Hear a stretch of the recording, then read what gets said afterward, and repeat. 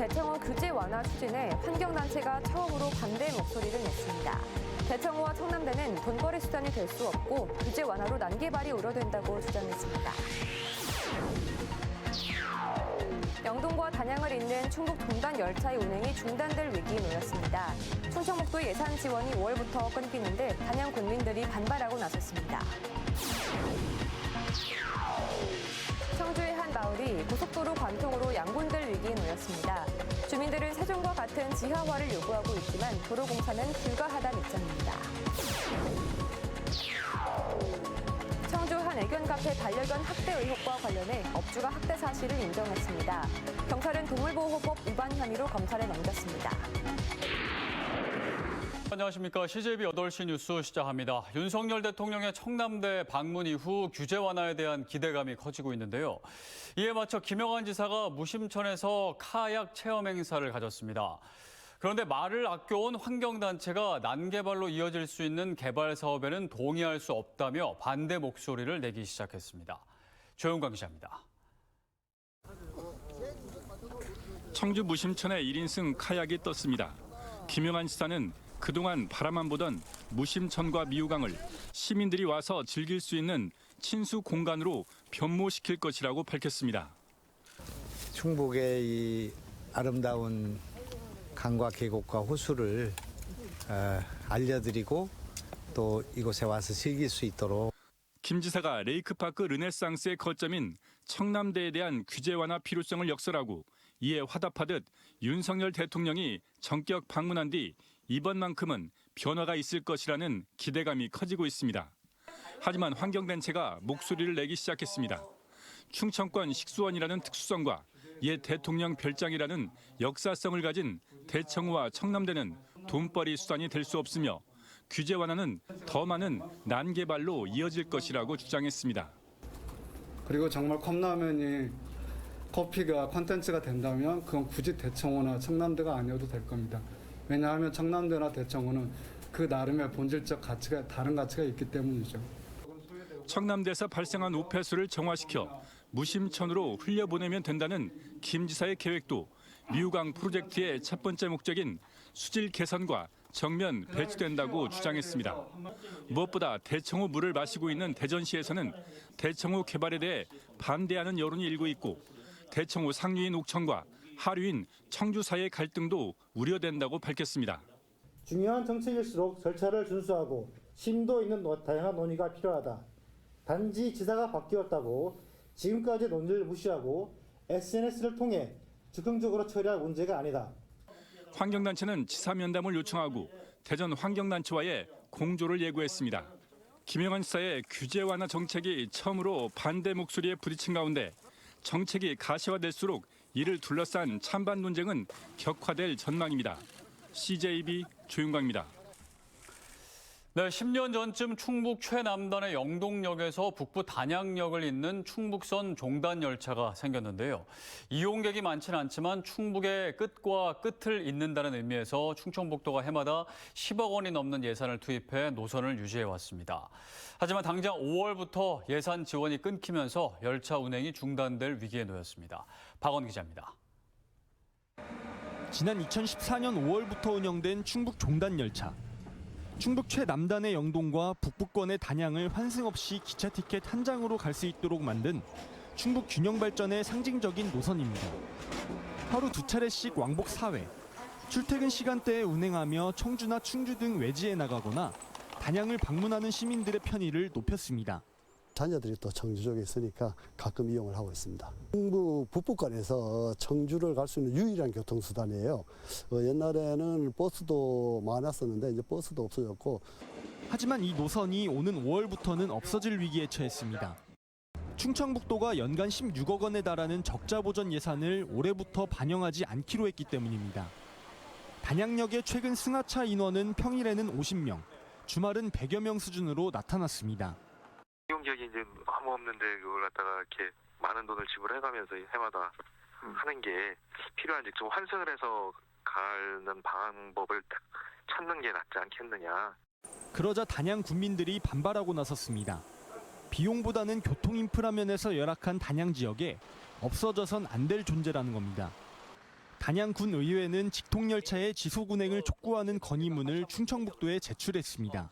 자가용 타고 다니고 관차 타고 다니시는 분들의 그런 거 마인드에서 생각하지 말고 정말로 진보다리 들고 옛날처럼 해가 다니시는 그분들을 생각하시면은 다시 한번 해야 된다 생각이고. 존폐의 기로에 선 종단열차를 사수하기 위해 국민들은 조만간 충청북도를 방문하는 등의 집단 행동을 예고했습니다. CJB 박원입니다. 경제 상황에 대한 충북 지역 소비자 심리를 종합적으로 보여주는 소비자 심리 지수가 소폭 상승했습니다. 한국은행 충북본부는 이번 달 소비자 심리 지수가 90.1로 전월 대비 1.2포인트 상승했다고 밝혔습니다. 분야별로는 현재 생활 형편은 전월 대비 마이너스를 보였지만 향후 가계 수입과 소비 지출 전망은 소폭 상승한 것으로 집계됐습니다. 청주의 한 시골 마을이 고속도로가 관통을 하면서 양분될 위기에 놓였습니다. 주민들의 반발에 국민권익위까지 중재에 나섰지만 도로공사와 주민들의 입장차는 좁혀지지 않고 있습니다. 이태영 기자입니다. 청주시 강내면 당곡리 마을입니다. 주민들이 마을회관 앞에 나와 피켓을 들었습니다. 세종과 청주를 연결하는 20km 구간의 고속도로가 마을 한가운데를 관통하며 마을이 양분될 위기에 놓였기 때문입니다. 동네를 두 양으로 둘다가 나눠지는 게 됩니다. 제 방 뒤에 사는 사람들은 말 그대로 제 방 뒤에 물 없는 방죽 속에 살게 된다 이겁니다. 고속도로 건설 자체를 반대해왔던 주민들은 최근 한 발 물러섰습니다. 바로 인접한 세종시의 경우에도 고속도로가 마을을 관통하지만 800m 남짓한 구간은 지하화가 결정된 상황. 주민들은 세종과 같이 지하화를 통해 고속도로로 인한 피해를 최소화해달라고 요구하고 있습니다. 하지만 도로공사는 수백억 원의 추가 예산뿐 아니라 인접한 곳에 철도가 지나는 세종과 달리 당곡리의 경우 지하화에 대한 명확한 근거도 없다며 설계 변경은 불가하다는 답변을 내놨고 주민들은 지역 차별까지 주장하며 다시 한번 무력 시위에 나섰습니다. 지하 타주만 해주면은 당신네들 가고 싶은 대로 가라. 우리 주장은 그거거든요. 세종시 같은 데는 터널을 그렇게 해주면서 우리 입으로는 안 된다. 팽팽히 엇갈리는 양측의 입장에 최근 국민권익위까지 현장을 찾아 중재에 나섰지만 의견차는 좁혀지지 않은 가운데 지역 홀대를 주장하는 주민들은 청주시나 충청북도가 직접 도로공사와 협의에 나설 것을 요구하고 있습니다. CJB 이태현입니다. 지난주 청주의 한 애견 카페에서 업주가 반려견을 짓밟고 던지는 등의 학대 행위를 했다는 의혹 전해드렸는데요. 경찰은 이 업주를 동물보호법 위반 혐의로 검찰에 넘겼는데 문제는 처벌이 돼도 행정처분은 솜방망이라는 겁니다. 진기훈 기자입니다. 대형견을 바닥에 내던지더니 발로 수차례 짓밟고 손으로도 때립니다. 목덜미를 잡고 칸막이로 끌고 가 강하게 가격합니다. 다른 반려견들도 발로 차고 묵직한 배변 패드를 집어던져 얼굴에 맞히기까지 합니다. 경찰 조사 결과 한 달여간 녹화된 카페 CCTV에서 확인된 피해견은 모두 6마리, 학대 행위는 모두 15차례로 확인됐습니다. 특정 대형견 한 마리의 행동을 교정하려는 것이었고 다른 반려견들에게는 학대 행위를 한 적이 없다던 카페 업주.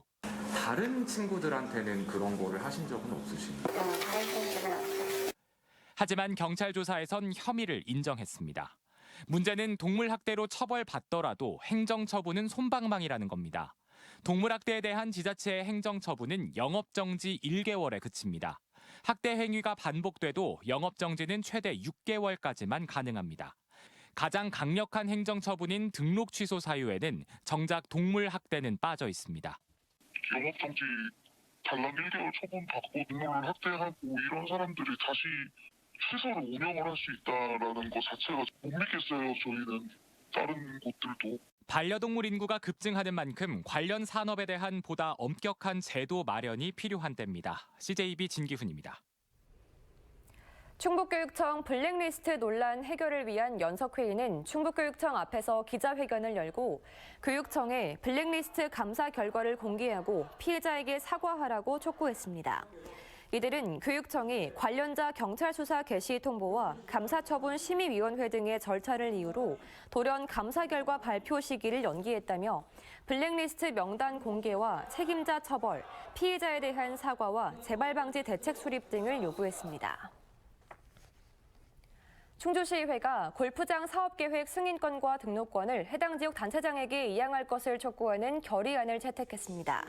오늘 열린 임시회에서 대표 발의한 정용학 의원은 골프장 건립으로 직접적 영향을 받는 곳은 골프장 소재 지역임에도 인허가 권한을 시도지사가 갖는 것은 어불성설이라고 지적했습니다. 또한 골프장 난개발로부터 자연환경과 지역 주민을 보호할 수 있도록 관련 규정을 정비하고 권한과 의무는 해당 지역 지자체장한테 부여돼야 한다고 밝혔습니다. 다음 달 8일 실시하는 3회 전국동시 조합장 선거 후보자 등록이 오늘 각 시군구 선거관리위원회에서 시작됐습니다. 내일까지 후보 등록을 마감하고 모레부터는 본격적인 선거운동에 돌입하는데요. 각종 의혹과 논란 등 과열과 혼탁 조짐이 보이자 선관위 등 관계기관의 발걸음도 빨라지고 있습니다. 장원석 기자입니다. 이른 아침 4년 임기의 조합장 선거에 나선 후보들이 선관위에 등록 서류를 제출합니다. 농축협과 산림조합 등 도내 76곳의 조합 대표를 동시에 뽑는 선거입니다. 도 선거관리위원회는 지난 2회 선거와 비슷한 3대1 정도의 경쟁률을 예측하고 있습니다. 충북에는 118개 투표소와 14개 개표소를 설치하고 1,500여 명의 선거관리 인력을 투입합니다. 금품 제공 등 불법 행위를 막기 위해 공명선거 지원단과 특별 단속반을 가동합니다. 이번 선거에서만 벌써 7건의 위반 행위가 적발돼 한 건은 경찰에 고발 조치했습니다. 돈선거 척결이라는 목표를 중점에 두고 기부행위나 매수 등의 위법 행위가 발생하지 않도록 예방 단속 활동에 총력을 기울이고 있습니다.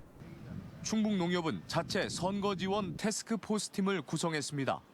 후보자 개별 면담을 통한 자정 노력 호소와 유권자 홍보 캠페인도 펼칠 계획입니다. 수시로 후보자 간담회 지원과 공명선거 홍보 캠페인을 적극적으로 실시하여 깨끗하고 공정한 선거를 치르기 위해 최선을 다하고 있습니다. 지난 조합장 선거에서는 현직 조합장의 당선율이 70%를 넘어 현직 프리미엄이 위력을 발휘했습니다. 현행법상 토론회와 설명회 등 공약과 비전을 알릴 기회가 없다 보니 도전자에겐 불리한 선거입니다. 깜깜이 선거로 인해 은밀한 찬조금 기부 등 불법 행위에 대한 유혹은 더 강해질 수밖에 없습니다. 공직선거 수준 아니더라도요. 최소한 투명하고 객관적인 어떤 토론회라든지 그리고 정책에 비교할 수 있는 그런 자료집의 배포라든지 하는 이런 최소한의 담보장치가 좀 필요하다고 생각합니다. 4대 선거로 불리는 조합장 선거의 공정성을 확보하기 위해 현행 위탁선거법의 개정도 필요해졌습니다. CJB 장원석입니다.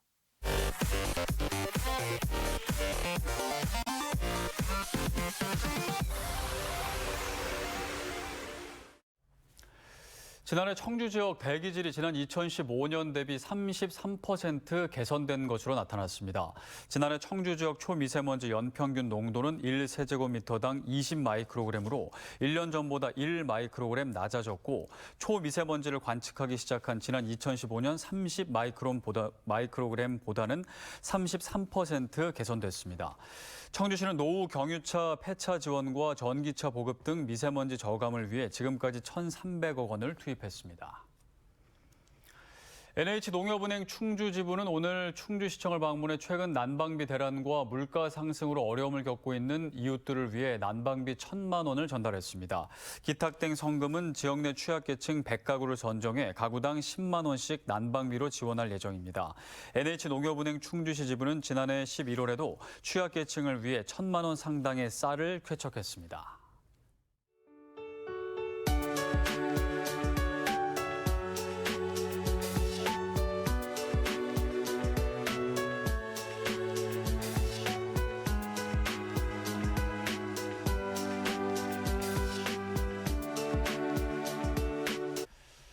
충청북도의 규제 완화 추진에 환경단체가 반대 목소리를 내기 시작했습니다.